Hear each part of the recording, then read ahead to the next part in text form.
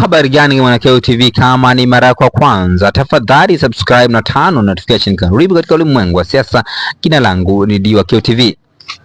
Mwanaharakati maarufu kutoka nchini Tanzania ambaye anaishi pale nchini Marekani, Los Angeles, si mwingine ni Mangi Kimambi. Mangi Kimambi ameandika waraka mrefu katika mtandao wa Twitter kutokana na tuhuma ambazo zinasambaa katika mitandao ya kijamii kwamba anaumwa kansa. Mangi Kimambi ameamua kutoa hofu mashabiki zake na wafuasi wake katika mitandao ya kijamii.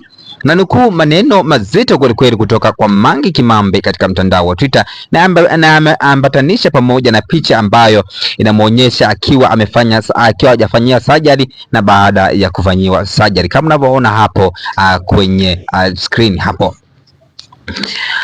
Na nukuu maneno ya Mangi Kimambi aliyoandika katika mtandao wa Twitter: naona kuna watu wamesambaza kuwa ninaumwa kansa ya matiti na ndio sababu ya surgery.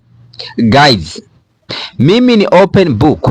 Siku nikiumwa ugonjwa wote mkubwa, I will share with you toka siku napata diagnosis.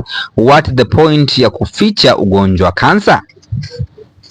Surgery ilikuwa ni kwa ajili ya kuondoa breast implant niliyowekaga Dubai nikiwa na miaka 28. Nimeamua kuyatoa kutokana na umri wa sasa, miaka 46. I don't need them at this age.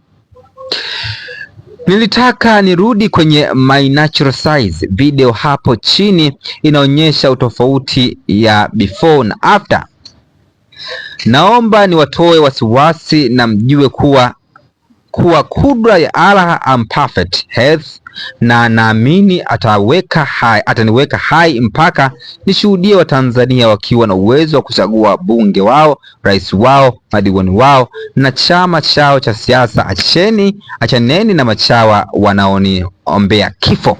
Hayo ni maneno ambayo ameandika Mangi Kimambi. Mwisho kunukuu maneno mazito kweli ya Mangi Kimambi ambayo ameamua kuyabwaga katika mitandao ya kijamii kutokana na tetesi ambazo watu wengi walikuwa wakimevujisha katika mitandao ya kijamii kwamba anaumwa kansa. Tutaona katika masuala mbalimbali ya kisiasa. Bye bye.